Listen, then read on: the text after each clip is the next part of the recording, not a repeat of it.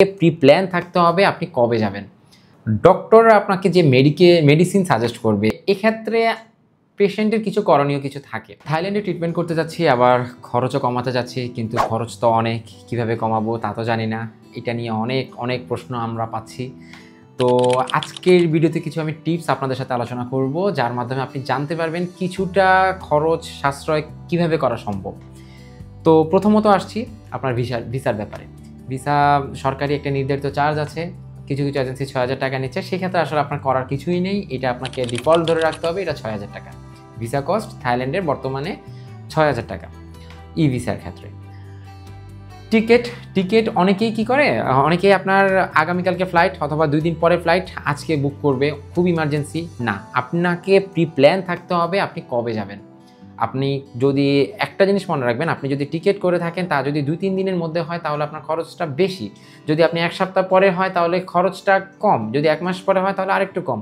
So minimum ১ মাস অথবা ২০-২৫ দিন আগে আপনি টিকিট কিনে রাখবেন, এতে আপনি টিকিটের প্রাইসটা তুলনামূলক কিছুটা কম পাবেন। নইলে দেখা যাচ্ছে ফ্লাইট যত কাছাকাছি আসে টিকিটের প্রাইস কিন্তু ততটা বাড়তে থাকে। তারপর আসছে আপনার হোটেলের ক্ষেত্রে। হোটেলের ক্ষেত্রে আমরা অনেক সময় বুঝে উঠতে পারি না। অনেক সময় আমাদের এজেন্সিগুলো, বিভিন্ন এজেন্সি অথবা বিভিন্ন রকমের সোশ্যাল মিডিয়াতে আমরা দেখতে পাই অনেক রকমের হোটেল। কিন্তু আপনাকে বুঝতে হবে আপনার জন্য কোনটা প্রেফারেবল হবে। আপনি অবশ্যই ট্রিটমেন্টে যাচ্ছেন, আপনাকে অবশ্যই একটু মাথায় রাখতে হবে কীভাবে খরচটা কমানো যাবে। আপনাকে দেখা যাচ্ছে সুইমিং পুল থেকে শুরু করে আপনি খুব 5 স্টার মানে কোনো একটা হোটেল নিচ্ছেন, এতে তো আপনি আলটিমেটলি আপনি ট্রিটমেন্টের জন্য এসেছেন। সো আপনাকে দেখতে হবে আপনি কম মূল্যে হসপিটালের আশেপাশে কোনো আপনি হোটেল পান কিনা।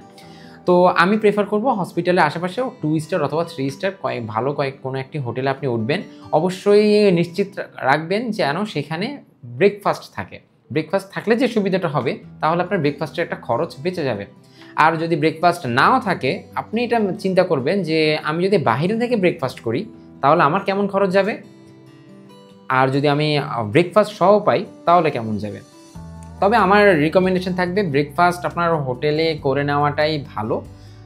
এতে যে জিনিসটা হয়, আপনার দেখা যাচ্ছে খরচটা তুলনামূলক কিছুটা কমে আসে, কারণ থাইল্যান্ডের বাতের রেট ডে বাই ডে বাড়ছে। ট্রিটমেন্ট প্ল্যান নিয়ে আমি গত ভিডিওতে অলরেডি আলোচনা করেছি, হসপিটাল থেকে তা পেয়ে যাবেন। এখানে আপনার আসলে করার কিছুই নেই প্রথমত। দ্বিতীয়ত হচ্ছে কিন্তু আপনি ডক্টর আপনাকে যে মেডিসিন সাজেস্ট করবে, যে প্রেসক্রাইব করে দেবে, এক্ষেত্রে পেশেন্টের কিছু করণীয় কিছু থাকে। এক্ষেত্রে কিছু টিপস আছে।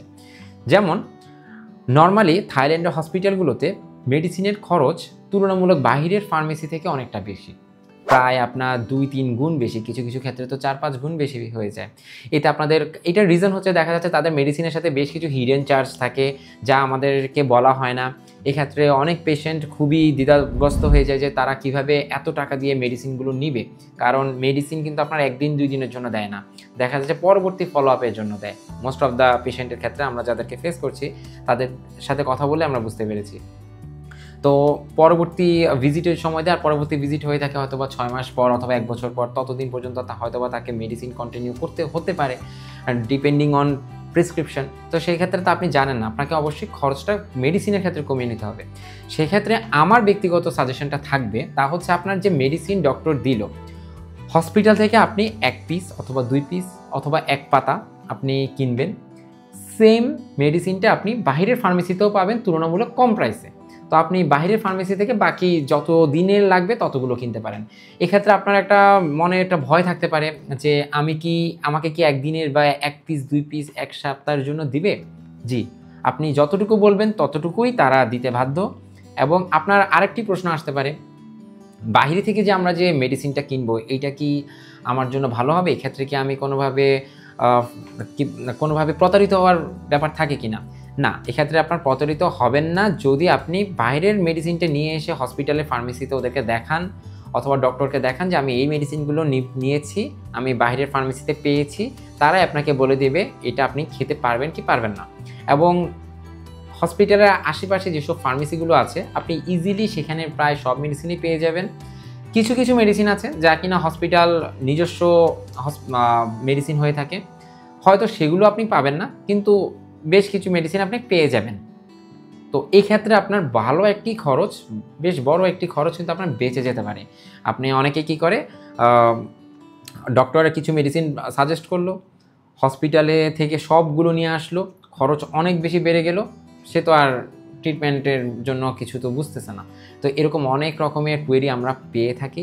তো আমি প্রেফার করব মেডিসিন অবশ্যই আপনি কিছু হসপিটাল থেকে নেবেন, কিছু বাইরে থেকে নেবেন। আরেকটি টিপস হচ্ছে, নর্মালি ব্যাংককে এয়ারপোর্ট থেকে হোটেল অথবা হসপিটাল এবং হসপিটাল থেকে এয়ারপোর্টে যে একটা ট্রান্সফার খরচ আছে, প্রায় আপনার আমি যদি বলি যাতায়াত খরচ আপনার এখানে বাংলা টাকা 4-5 হাজার টাকা হয়ে যেতে পারে। এইটাও কিন্তু আমরা অনেকেই ইনফরমেশনের অভাবে আমরা নিতে ভুল করি। তো এই জায়গায় আমার রিকমেন্ডেশন আপনার কাছে থাকবে, অবশ্যই ডক্টর যেহেতু অ্যাপয়েন্টমেন্ট আপনার আছে, আপনি airport pick up drop up easily পেয়ে যাবেন এবং এই airport pick up drop up আপনি ফ্রি অফ কস্ট আপনি অ্যাভেল করতে পারবেন। এই জন্য যারা আপনার এজেন্সি আছে বা যাদের মাধ্যমে আপনি ভিসা করেছেন, যাদের মাধ্যমে আপনি অ্যাপয়েন্টমেন্ট লেটার এনেছেন, তারা এই কাজটি খুব সুন্দর মতো আপনাকে করে দেবে, আপনি নিজে থেকে জাস্ট বললেই হবে।